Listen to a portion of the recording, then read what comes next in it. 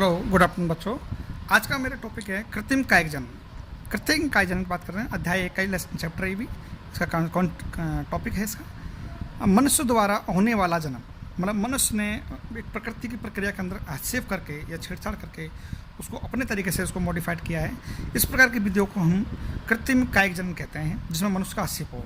इन विधियों का उपयोग मुख्य रूप से वाणिज्यिक व व्यावसायिक रूप में इनका उपयोग किया जाता है। आर्थिक महत्व के पौधों को बढ़ावा देने के लिए किया जाता है, जिससे हम व्यापार करके उनसे हम धन अर्जित कर सकें। इसकी मुख्य रूप से विधियाँ कौन कौन सी हैं?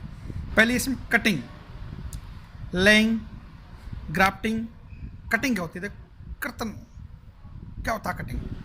फर्स्ट विधि इसकी देखिए, कटिंग के बारे में बात करेंगे मैं यहाँ पे सबसे पहले आपसे। तो देखिए कटिंग दो प्रकार की होती है बच्चे यहाँ पे।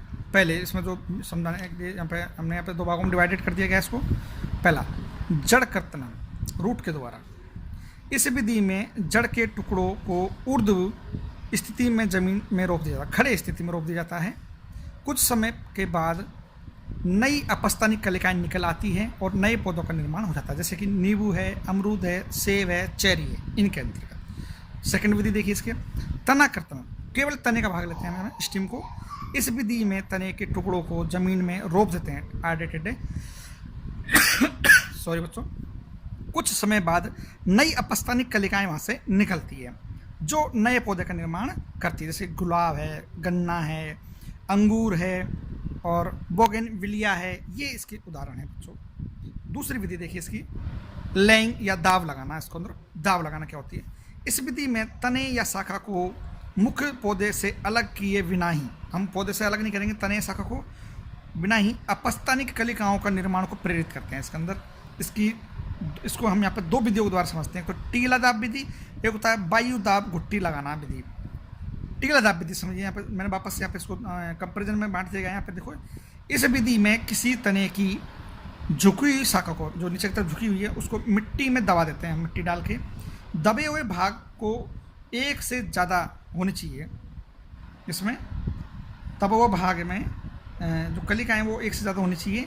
कुछ समय पश्चात पर्व संधियों से अपस्तानिक कलिकाएँ निकलती है। वहाँ पर जो गांठ से पा जाती पर्व संधियाँ हैं, उनसे वहाँ पे कलिकाएँ निकलने लग जाती है अपस्तानिक प्रकार की, तथा नए पौधे का निर्माण करती है। ये टीलदाब विधि कहलाता है।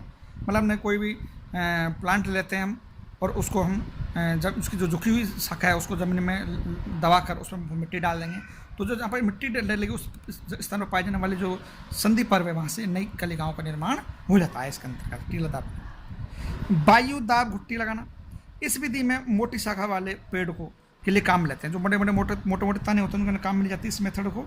इस विधि में किसी तने की छाल को हटा देते हैं, मिट्टी से लेपन कर देते हैं। अब इसे कपड़ा या रुई के मोसेस से एक ढक देते हैं, उसको कपड़े से बांध देते हैं, लपेट देते हैं। इस संरचना को हम घुट्टी या इस क्रिया को हम घुट्टी दाब कहते हैं।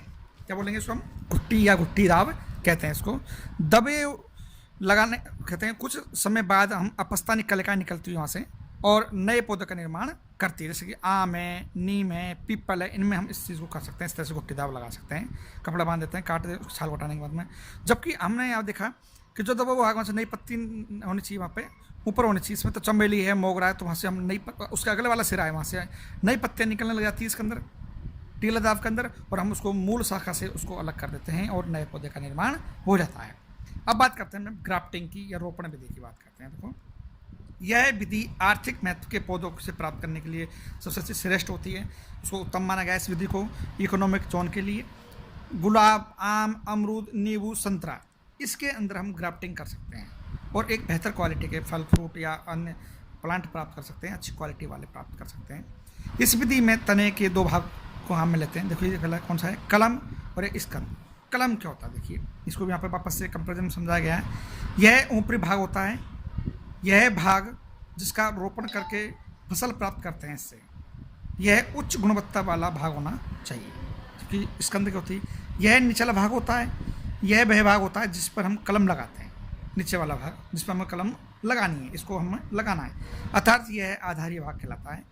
यह निम्न गुणवत्ता वाला भी ले सकते हैं, इसमें क्वालिटी की जरूरत नहीं है। यहाँ पे कलम और स्कंद को इस प्रकार बांधते हैं कि इनका ऐधा होता है वो संपर्क में आ जाए ऐदा नई अपस्थानिक कलिकाओं के निर्माण को प्रेरित करता है। इसे हम ग्राफ्टिंग या रोपण विधि कहते हैं। अर्थात ऐसी विधि जिसमें तने के दो भागों को स्कंद या कलम को इस प्रकार जोड़ते हैं जिसमें कि ऐदा के संपर्क में आने से नए पौधे का निर्माण होता है, उसे हम रोपण या ग्राफ्टिंग विधि के नाम से भी जानते हैं।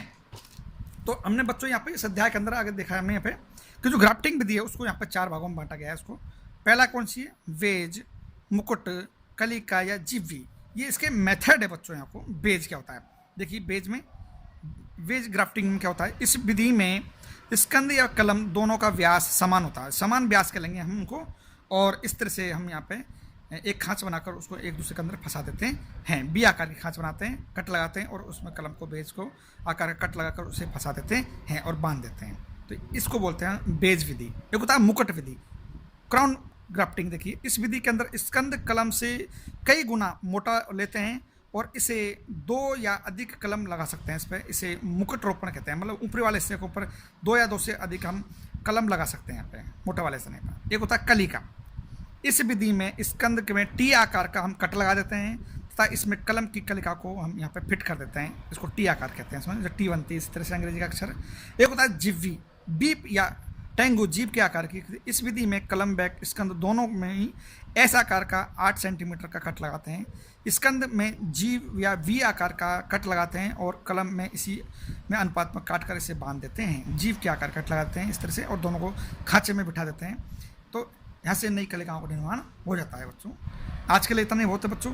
कल के जो टॉपिक है उसमें हम लैंगिक जनन के ऊपर चर्चा करेंगे, जो हम इसका वीडियो बना चुके हैं बच्चों, और आगे का टॉपिक हम आगे लेंगे। थैंक यू, धन्यवाद।